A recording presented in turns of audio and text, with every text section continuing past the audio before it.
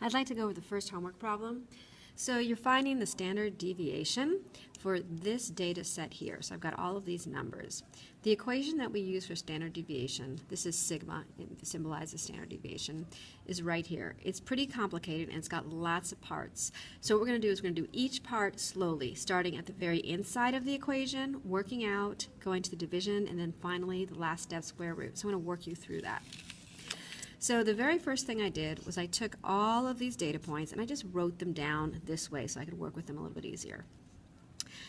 The next step was I went to that second part of the equation, so I'm just going to put this equation up here again, that says to subtract it from x bar.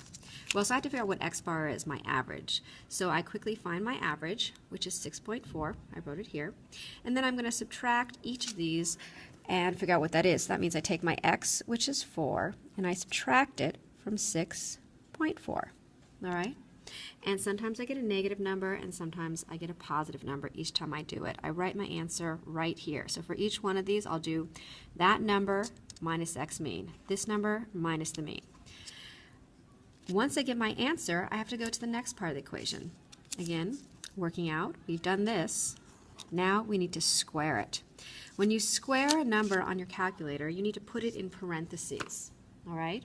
So if I have negative 2.4 squared on my calculator, I will write that with the parentheses so that it knows it's also squaring that negative.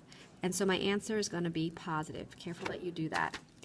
So what I'm going to do is each of these numbers I'm going to put in parentheses and square them and write their answer right here, all the way down.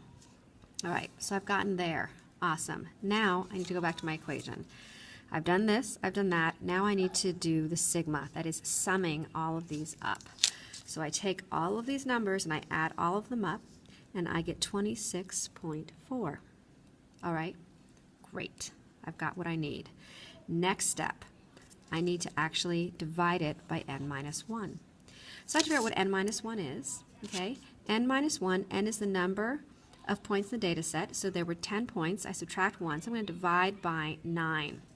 All right, so if I take 26 right here, 0.4, and I divide it by 9, I end up still under the square root with 2.93.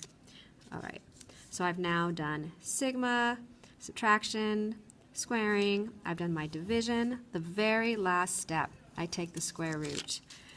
I then take the square root of that answer and I get 1.71. That's how you do it.